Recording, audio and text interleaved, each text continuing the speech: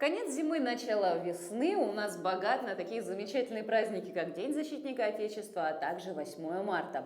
И иногда мы любим шутить, что обычно 23 февраля мужчины получают в подарок носки или дезодоранты. Ну а потом девушки сидят и ждут айфоны и телефоны. Но тем не менее, самый распространенный подарок ко дню, Международному женскому дню, это, конечно же, духи. А что может быть еще лучше, если подарить что-то индивидуальное, созданное специально для тебя? Всем привет, друзья! Меня зовут Полина Долинская, и эта программа «Испытана на себе». И сегодня, в преддверии начала весны, 8 марта, да и вообще наступления тепла в нашей славной республике, мы с вами находимся в замечательном месте. Это лаборатория парфюма. И сегодня мы попробуем создать что-нибудь интересное и оригинальное. Испытана на себе. И сегодня мне в этом поможет Анастасия. Анастасия, здравствуйте. Давайте начнем сначала, расскажем, вот как у нас в Якутске вообще появилась лаборатория парфюма. Оказывается, у нас и такое есть. Да, такое есть. Здравствуйте, Полина. Как появилась лаборатория? Из любви большой к парфюмерии многолетней, и этой любовью мне захотелось делиться со всеми. И мое любимое дело, мое занятие, такой парфюмерный немножко сдвиг по фазе, привел меня вот к моей работе. С чего все началось? Я вот вижу пока что только очень много баночек, и они все одного цвета, они даже не подписаны, и при этом... они все-таки подписаны. Какой был первый аромат? Я не могу сказать, что я вот взяла купила масло лимона и начала им пользоваться. Я подошла к этому так основательно, с нуля до где-то 50 сразу флакончиков, просто нашла крупного поставщика и заказала по максимуму ароматов, которые смогла расшифровать как-то по химической формуле, что это такое, как это себя ведет. И потом начала экспериментировать, создавать какие-то ароматы сама, искать какие-то формулы на форумах, вот где другие разные частные парфюмеры ими делятся. И в итоге это привело к тому, что я могу сейчас поделиться этим с многими другими людьми. Так вот, все-таки химия пригодилась после выпуска школы? Химия, она такая, конечно, не школьного уровня, но все-таки, да, она помогает понимать некоторые процессы и вещи. Что мы сегодня будем химичить? Мне прям так не терпится. А сегодня мы с вами будем создавать парфюмерную воду в объеме 10 мл. Это вот это вот? Да. Почему парфюмерная вода и какие вообще бывают парфюмерные концентрации? Сейчас существует 4 основные парфюмерные концентрации. Это одеколон, туалетная вода, парфюмерная вода и духи. То есть парфюмерная духи вода... это самые стойкие, я точно знаю. Да, одеколон это самый легкий. То есть... Это то, что быстро выветривается? Да, это то, что быстро выветривается, и в одеколонах всегда у нас очень легкие компоненты. Это либо цитрусы, либо какие-то травы, либо цветы какие-то очень-очень нежные, которые очень быстро покидают нас.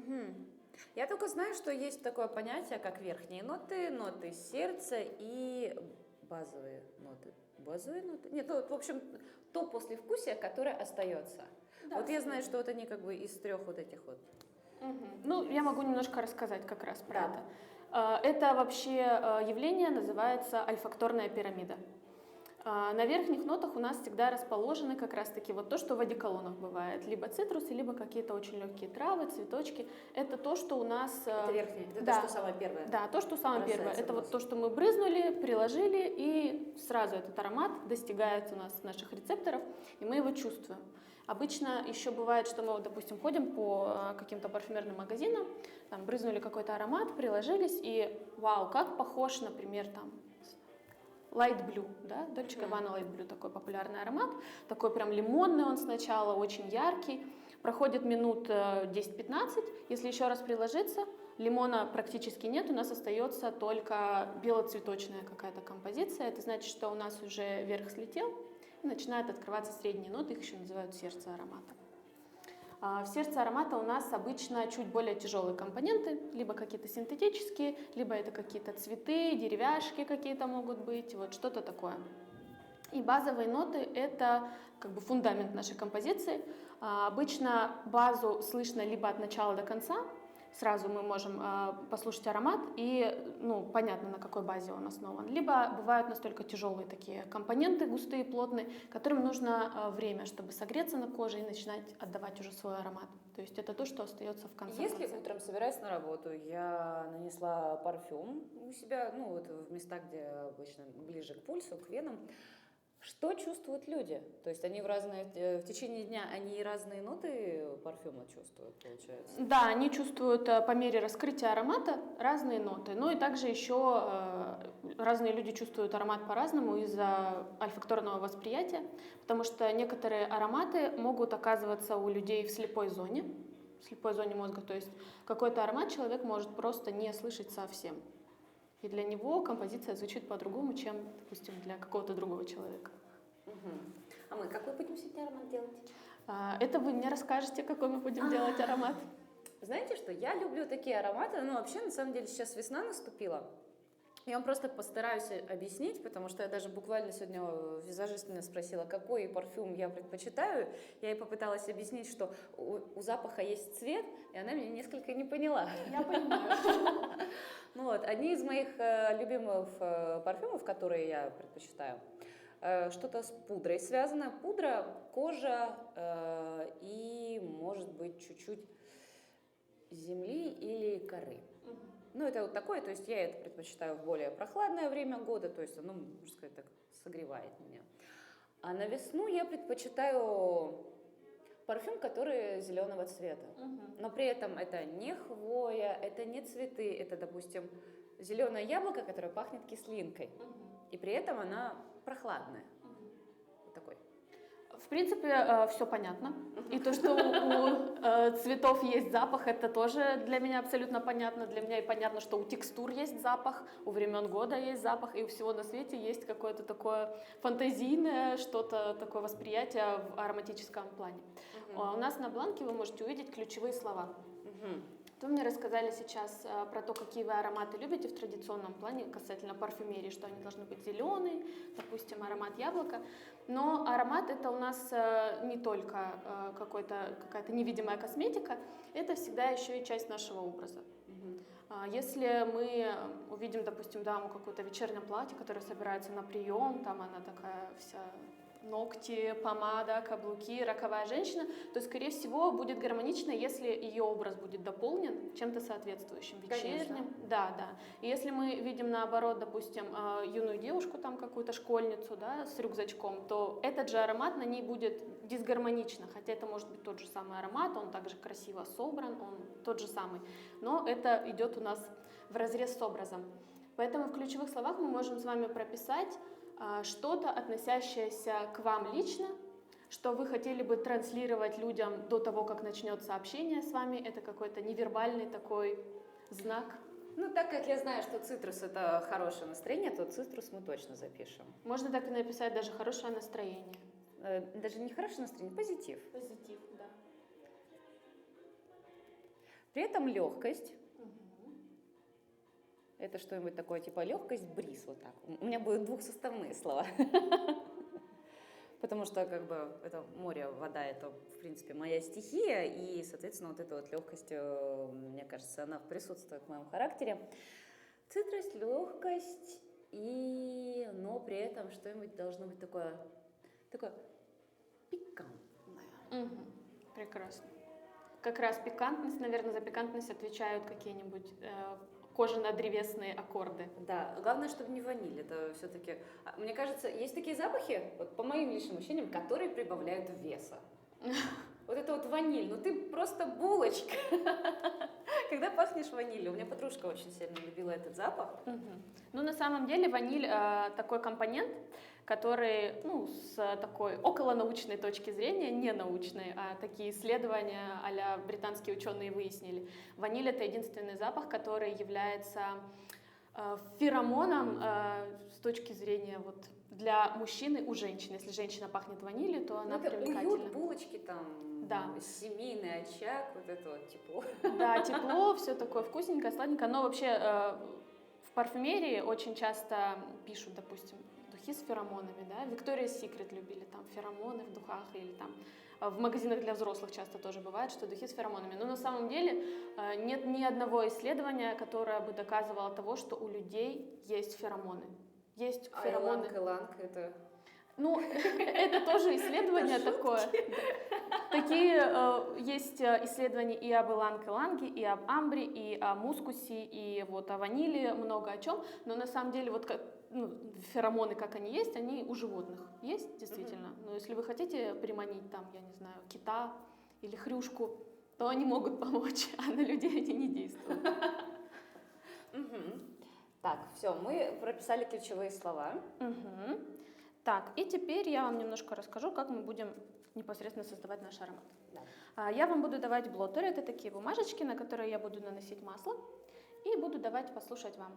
Если вам нравится этот аромат, мы прямо на блоттере пишем, что это такое, например, там лимон, бергамот и так далее. Если аромат не нравится, то мы просто его убираем и идем дальше. Сначала мы соберем верхние ноты, потом средние и затем базовые ноты. А вот из того, что я предложила по ключевым словам, что у меня будет базой, а что у меня будет средним, что будет верхним? Ну, наверное, цитрус это будут верхние ноты. Да, цитрусы это в любом случае Средние это будет. верхние. Ну, в принципе, я их и прописала. Да. Я Ну, сама ответила. бриз, он все-таки в базу идет, потому что есть такая нота морского озона, она идет в базовые ноты. А пикантность, она может у нас присутствовать и в базе, и в средних нотах, там, как вам понравится, смотря какая нотка. Пусть в средних будет, чтобы нам подольше так было. Легко-позитивная пикантность, вот так. Да. Что, приступаем? За пикантность, да, давайте. Давайте.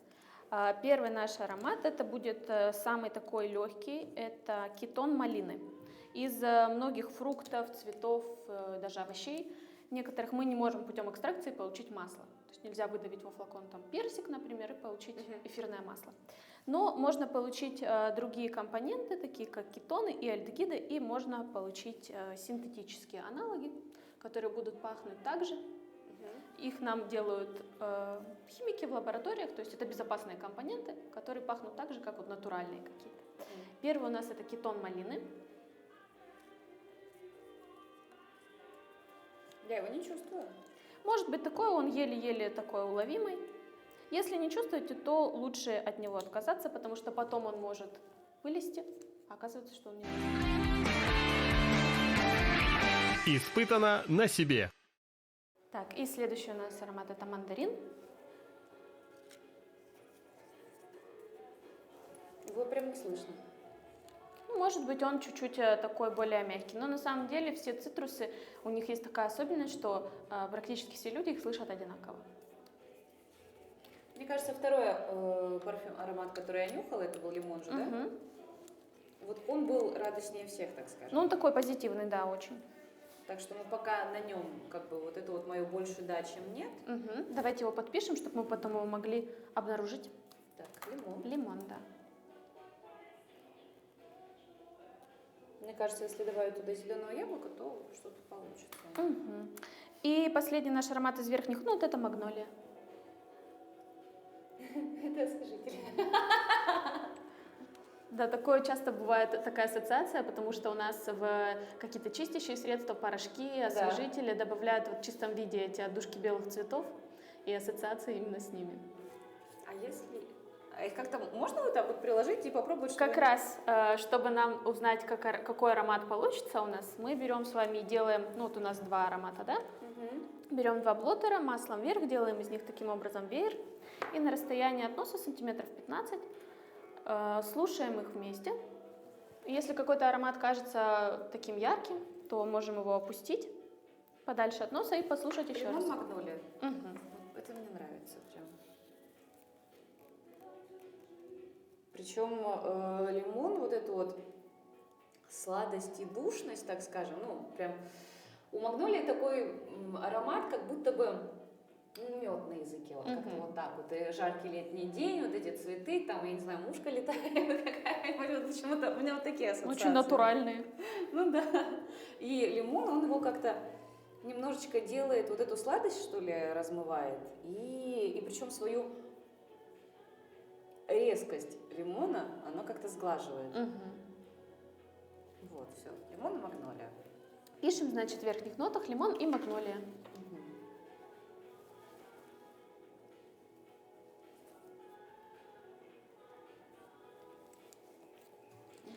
вас стоит на столике еще водичка. Она нам нужна для того, чтобы немножечко нам обновить рецепторы наши в носу. Обычно у нас в сетевых магазинах стоит кофе для этого. Да. Да, но это миф большой. Сейчас уже, по-моему, даже я давно не видела нигде, стали их убирать, эти баночки с кофе. Потому что вообще как работает обонятельная система? У нас есть эпителий в носу, и там как на языке у нас есть вкусовые сосочки, такие же у нас рецепторы есть и в носу. И если у нас молекулы аромата оседают, то каким-то более тяжелым и ярким ароматом как-то перебить этот запах или освежить невозможно. Что нам может помочь слегка освежить? Это или попить воды, или выйти на свежий воздух, передохнуть. Прям попить, я думала, понюхать воду. Да, просто попить воды. Так, идем дальше. А я не поняла, как это связано, нос и попить воды. Ну, у нас вся эта система, как ухо, горло, нос, она связана. Но это, конечно, помогает не в полной мере помогает именно только свежий воздух. Так, давайте до средних нот. Так, средняя это у нас легкость, бриз.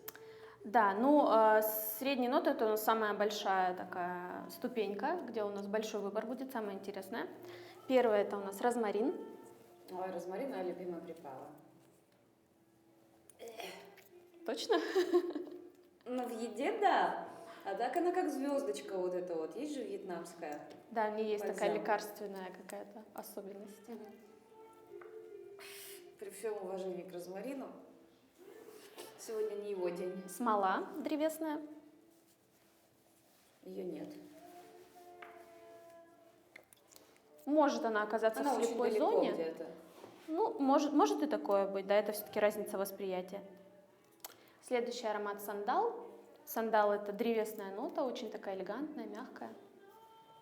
Ну, значит, что-то связано с Индией, вот этой вот культурой. Ну да, восточность такая есть. Вот зайти в магазин вот этих же пряностей, там какие-то, где палочки, вонялочки, вот эти все продаются. Но это не я. Следующий аромат это миндаль. Обожаю. Ой, миндаль это супер. Не знаю, кажется, как вот вначале мы говорили про марципаны, что здесь вот преобладает запах. Мне кажется, вот со всем вот этим вот сочетанием лимон, магнолия и миндаль, марципан мы и соберем. Но на самом деле в природе запах миндаля имеет цианистый калий. О, здорово, оставляем. Миндаль. Следующий аромат очень такой необычный, очень яркий, это бренди. Он пахнет у нас мокрой деревянной бочкой, таким яблоком немного, сладковатый, алкогольный.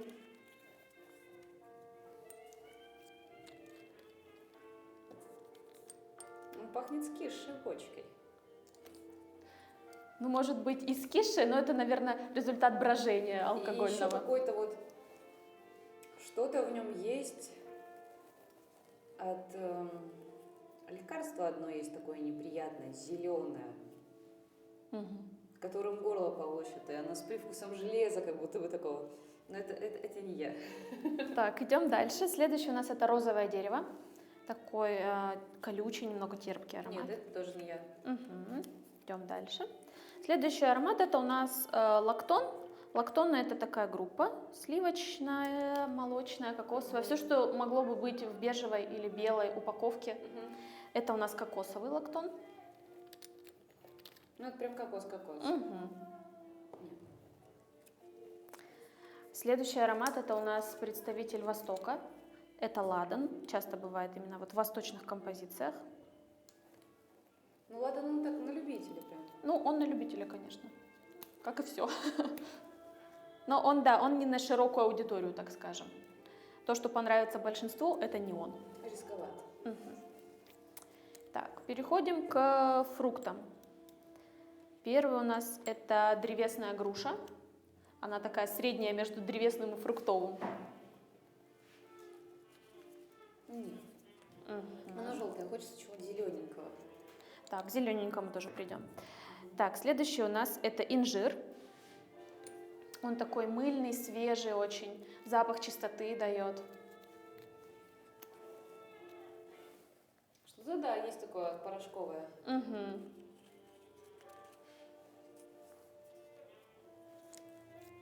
нет. Следующий аромат как раз-таки очень позитивный. Это у нас тропик, это такой шипучий ананасик, какая-то газировка. Нет, это... Нет, у меня даже где-то какие-то триггеры сработали на какие-то там... Та самая невкусная конфетка в новогоднем подарке, которая осталась до самого конца. Ну, кстати, слово «триггер» очень так прозвучало в тему, правильно, потому что ароматы, они являются самым большим вот таким спусковым крючком для нашей памяти, для нашего мозга. Некоторые используют такой трюк, допустим, покупается небольшой флакончик парфюма и берется с собой в отпуск. Или там пользуются только в этом году. И люди им пользуются, там, допустим, в отпуске пару недель, потом закрывают, ставят и больше никогда им не пользуются, а только подходят и слушают там крышечку, куда-то брызгают. Разблокировывает воспоминания. Да. А еще девушки любят парфюм, на какой-то парфюм привязывать партнера, там, ну, создавать вот эту нейронную сеть, связь, и потом вот это вот опрыскивать ему так. Да, и чтобы он где-то в толпе шел и такой... Да, за какой-нибудь девушкой другой. Да, есть и такие приемчики. Так, это у нас сливочный персик.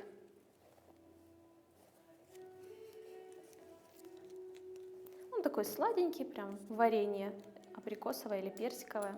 Нет, его прям, он отсутствует у меня. Угу. Следующий аромат немножко странный, но очень интересный. Он нам в гурманских ароматах помогает достичь такого эффекта выпечки, сливочного масла. Его лучше так подальше сначала послушать. Это диацетил. Он прикольный. Он вообще здоровский.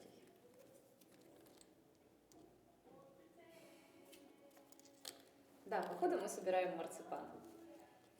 От себя не уйдешь. Да. Свежего хочется такого всего лимонного, оказывается, марципан. Угу. Да, вот этот вот. Угу. Это диацетил. Диацетил. Угу. Испытано на себе. Следующий аромат это у нас пряная слива.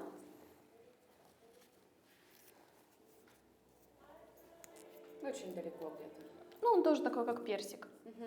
Он тоже синтетический, как и персик. А следующий аромат это у нас вишня. Ну вот вишня очень интересная. Да, она такая немножко... Она и вот с орешком ее, вот с косточкой. Она амареттовая такая больше, Да, не да. свежая вишенка, а такая именно коктейльная. Вишня, да. Вишня будет. Я не знаю, что из этого получится, но вишня будет. Так. Следующий аромат, давайте попробуем его угадать, потренировать наши нейронные связи, разогнать.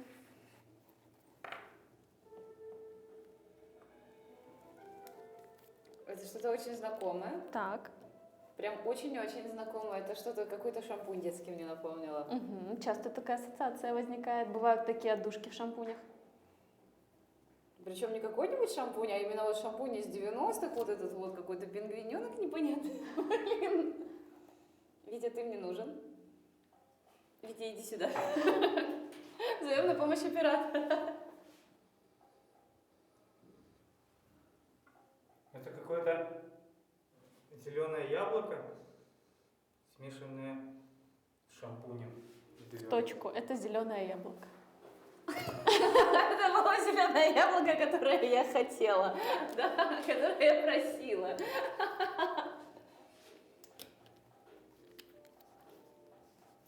Вообще, то есть, я могу выбирать ароматы, которые мне нравятся, то есть независимо, не думать о дальнейшем, как это. Да, не думать о дальнейшем. Когда мы будем собирать веер, мы, может быть, что-то отсеем. Зеленое яблоко. Угу. Но мне кажется, так как у меня есть уже вишня, которая многокомпонентная, то миндаль у нас все-таки пойдет отдыхать. Так. Следующий компонент у нас это ананас. Если у нас тропик был такой шипучий, Нет. этот сладкий. Ладно. Идем дальше. Следующий компонент тоже очень узнаваемый. Попробуем угадать? Тоже загадки. Иланг-иланг. Нет. Сейчас. Ну, что-то с выпечкой связано. Ваниль. Абсолютно точно с выпечкой, но не ваниль. Сейчас. Это корица. Точно. Самый новогодний аромат. Да. Следующий у нас это перечная мята. Нет. Нет. Так, ну следующие у нас ментол, эвкалипт и анис. Я думаю, их можно сразу пропустить, потому что Анис это... неплохо пахнет. Да? Ну давайте Да. посмотрим. Часто говорят, что анис похож на микстуру от кашля. Ну да. Да. Как его по-другому еще называют? Бадьян.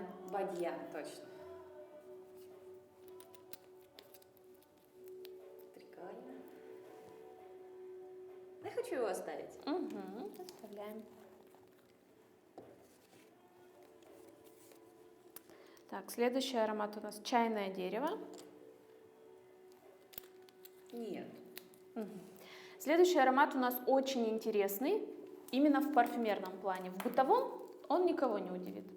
А вот в парфюмерном вызывает, во-первых, очень такие ассоциации необычные. Сейчас я дам его послушать, и мы посмотрим, какая всплывет картинка.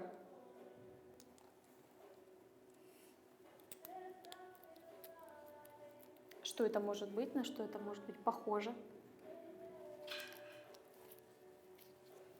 Сейчас. В бытовом плане? Ну, в бытовом, может быть, не в бытовом, может, какая-то совсем другая всплывает картина. Ну, это что-то из эфирных масел, таких бергамотовых, лимоновых. Так. Все? Раскрываем карты. Да, я сдаюсь. Это эфирное масло черного перца. Это вообще-то далеко не черный перец. Ну, это он в виде эфирного масла. Я хочу, чтобы Витя ты тоже подтвердил, что это не пахнет черным перцем. Это черный перец. Что ты врешь? Я знаю. Нет, Черный перец в горошках, которые... Они так пахнут. ну издалека, да. Издалека черный перец горошком. Ты подстава, Витя. Я парфюмер. Так, следующий это у нас кедр атласский.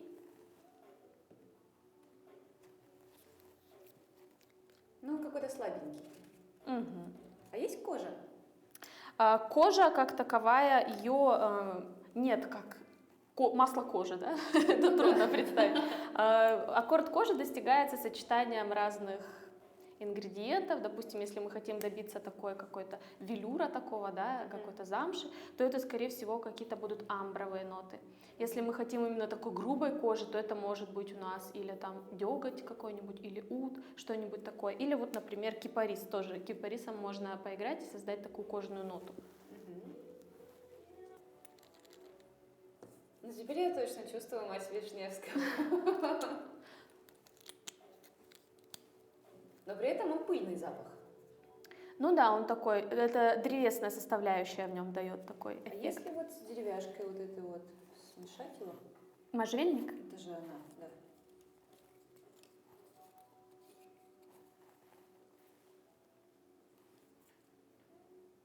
Нет, другое дерево нужно. А есть смола какая-нибудь? Ну вот давайте вот можжевельник попробуем, он такой очень хвойный, смолистый.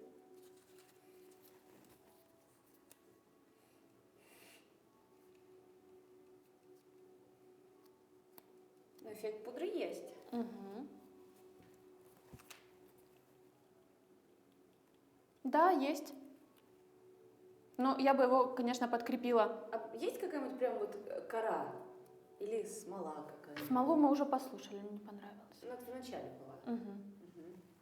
А так вот из древесных можно его сандалом подкрепить, тогда будет уходовость. Давайте попробуем. Мгм.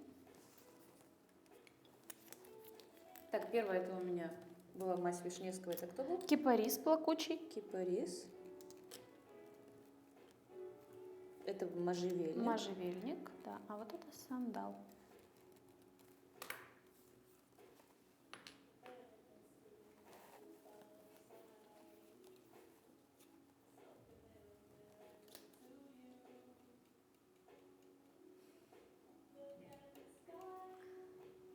Ну, какой-то теплоты и красноты добавляет сандал.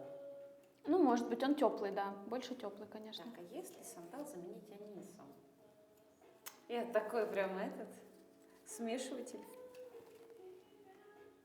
Так, анис тогда все идет отдыхать, он точно сюда не подходит. Еще у меня есть идея миндаля туда добавить. Это да. У нас там еще вишня осталась. Вишня есть, яблоко и гиацинт.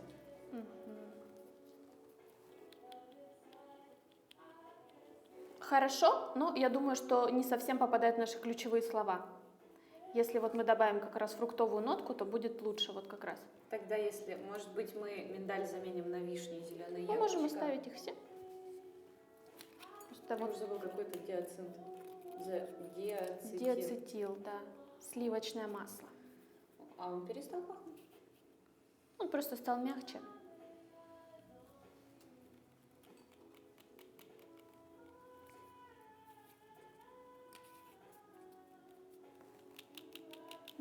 Давайте вот так послушаем. Ну, лучше так подальше, чтобы оно было. Вот прям легкость, пудровость пикантная вот это. Что-то цитрусовое есть. Еще, знаете, что-то есть, как ботву помидорную снимаешь, когда... Кстати, есть такая нота в парфюмерии тоже, как раз Ботва? томатная ботва, да. Томатный лист она называется, но она на самом деле очень такая освежающая. Я не знаю, изменилось ли что-нибудь. Вот здесь. Но диацетил он будет тяжелить, он все-таки в гурманскую больше. А тут у нас Вот это. свежая, да. Если все вот так оставляем, Мгм. то записываем в средние ноты. Но у нас еще в средних осталось 3 аромата, которые очень необычные и такие странные. Скорее всего, они пойдут мимо, но мы так ради интереса можем их послушать. Как они на слух? Фундук, имбирь и кофе.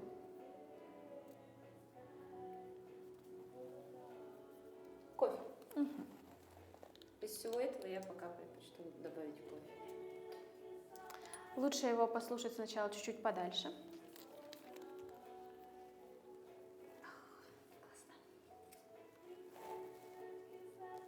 Как будто Ариш крем. Есть что-то такое, да. Ну, это фуранон кофе, это вещество, которое из зерен получается. Я уже тут поэтажность забыла. Какой, да? Первый был миндаль, и яблоко с вишней были внизу. Кофе лучше в самый-самый низ опустить, потому что он очень яркий, может поглотить другие ароматы. Миндаль, можжевельник, кипарис куда? Верхние были, да? Вторая ступенька. Мгм.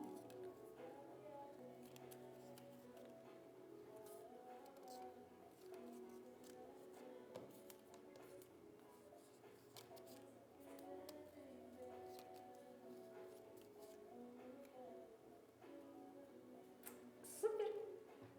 Очень нравится. Но все равно марципан. Ну да, ну я бы все-таки чуть-чуть вишни немножечко потише сделала, потому что она тоже такая яркая достаточно. И миндаль сделать центром. Тогда будет здорово. Да, думаю, вот так. Друзья, вы видите, это не просто взять там несколько вот этих вот тестеров. Их тут еще расположить нужно. Да, это круто. Тогда записываем средние ноты. Сначала самые яркие, сверху вниз. Так, самые яркие это у меня кто? Миндаль и можжевельник, да?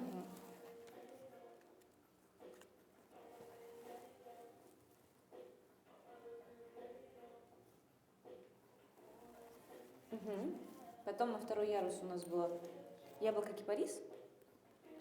Да.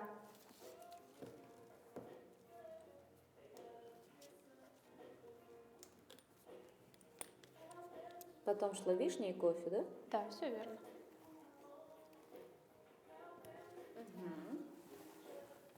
Ну что ж, переходим к нашей базе. Давайте, сейчас я... Последнее у нас было кофе, сейчас я его Да, подпишу. кофе.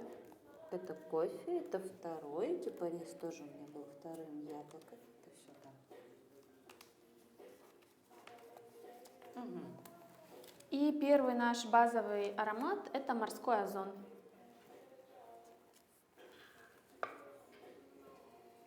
Душный.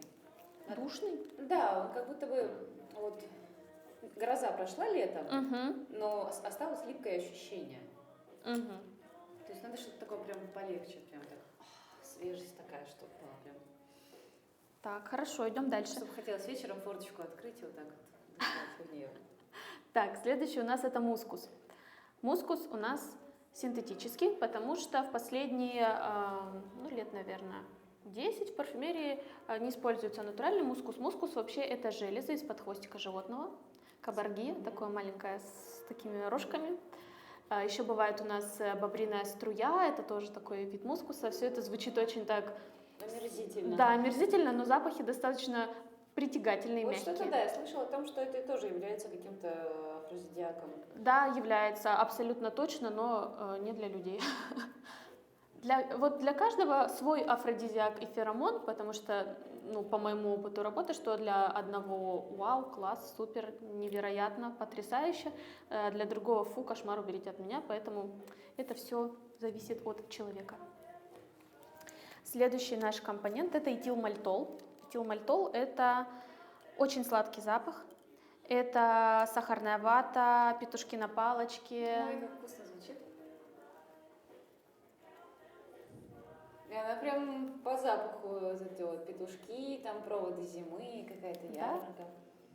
Я в таких валенках красных иду, спотыкаюсь. Но зато у меня петушалка.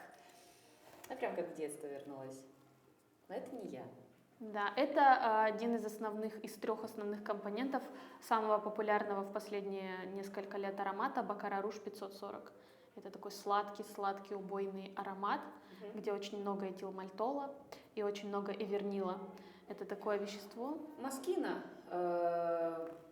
как раз баблгам, вот этот запах розовый медведжий, также пахнет. Он похоже пахнет, там еще, он такой клубнично-банановый как будто. Но он прям жвачка-жвачкой. Да, жвачкой пахнет.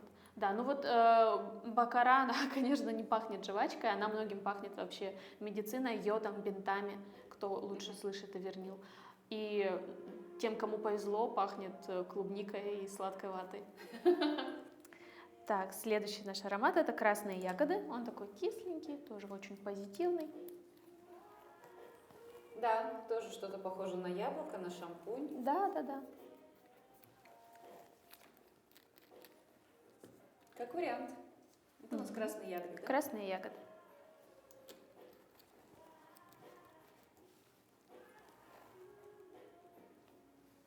Следующий аромат – это галаксолит. Галаксолит – это такой необычный цветочный мускус, тоже с таким ароматом чистоты.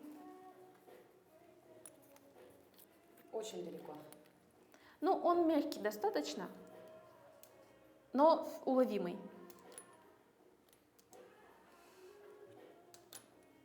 Он может быть похож чем-то на красные ягоды? Может.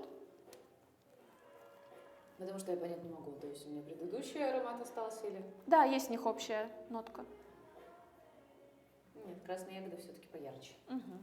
Следующий – это у нас вератровый альдегид, тоже очень легкий такой аромат, слегка ванильный. Нет. Угу. Следующий аромат – это у нас амберфлер, это искусственная амбра. В природе амбра – это, тоже считается феромон, афродизиак и все такое прочее. В природе это содержимое желудка кита-кашалота, которое он нам выдал обратно. Это такое твердое желтое вещество. Сейчас, в принципе, если амбра находится где-то в природе, то ее помещают в музей все-таки как экспонат, потому что она очень дорогая, дороже золота.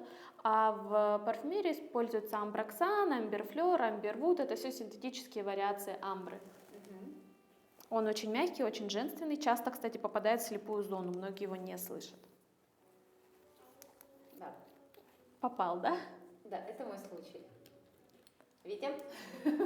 Мне кажется, красные ягоды у меня просто бомбят. Тебе? Есть. Он какой-то мягкий, да? Мягкий, немного как велюровый даже, как будто. Да. Есть такое. Не пахнет. Испытано на себе. Столько хватит? Да, достаточно, пока достаточно. Угу. И теперь переходим к сборке самого аромата. Начинаем с верхних нот. Да. Первый у нас лимон, верно? Да. Угу. Лимон испанский. Вот, пожалуйста, 8 капель у меня, да? Угу. Прям считаю. 1, 2, 3, 4, 5, 6, 7, 8. Угу. Так, И следующий. магнолия 7.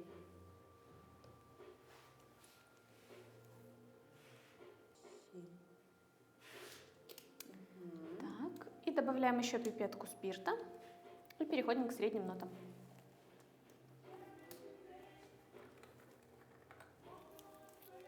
Полностью, да? Мгм.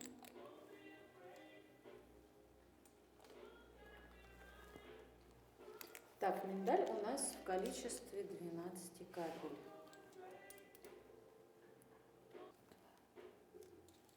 Мгм. Следующий у нас можжевельник, да? Можжевельник 7.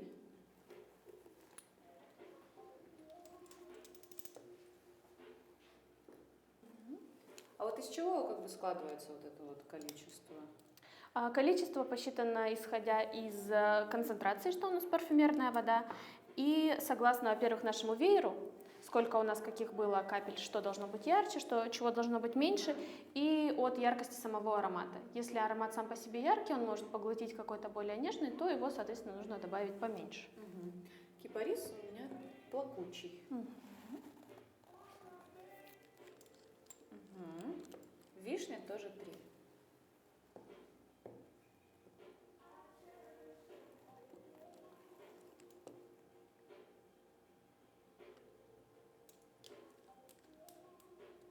Кофе 1. Это из-за того, что он яркий, да? Да, и из-за того, что он у нас был в самом-самом низу нашего веера. Так, добавляем еще пару пипеток спирта и переходим к базе.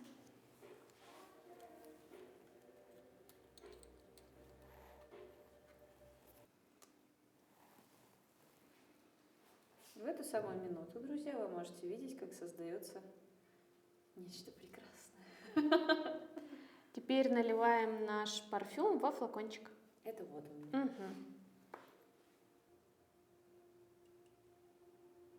Мгм. И до горлышка заполняем спиртом.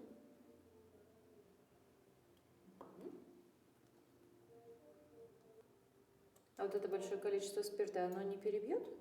Нет, оно не перебьет, потому что спирт у нас выветривается за несколько секунд и оставляет нам только композицию на коже. А не оставит ли оно там раздражение на место нанесения? Нет, нет, конечно. Спирт – это безопасный компонент, поэтому он не оставит нам раздражения. Мы работаем с изопропиловым спиртом. Этого достаточно? Можно еще чуть-чуть. Он имеет более яркий запах, чем этиловый спирт, но он менее вреден для кожи, не так сушит кожу.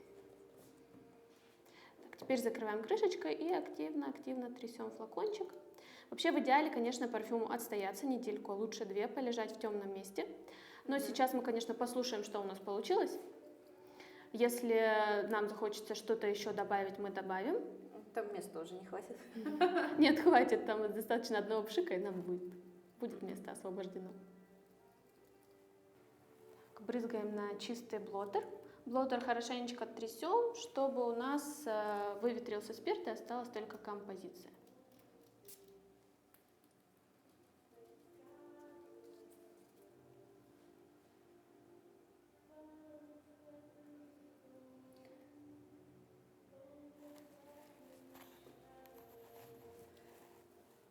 Да, это я. Что попали мы в ключевые слова. Есть в нем и легкость, и пикантность, и цитрус.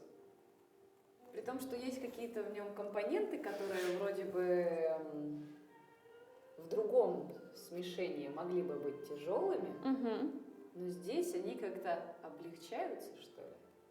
Ну, я чувствую прям направленность у него именно пудровую. Да. Уходовая такая, так могу пахнуть какой-нибудь крем а-ля L'Occitane, что-то такое.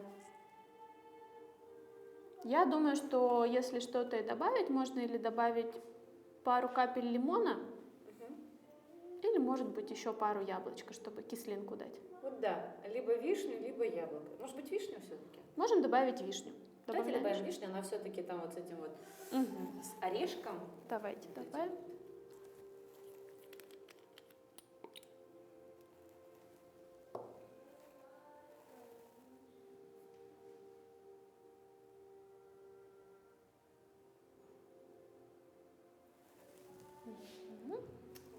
Видите, друзья, как вишня опускается на дно.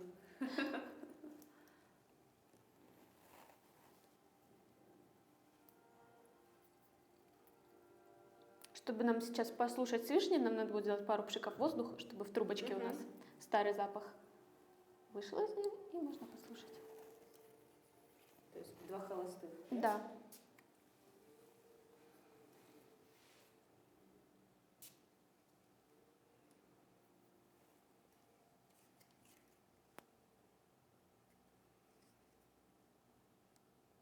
Да?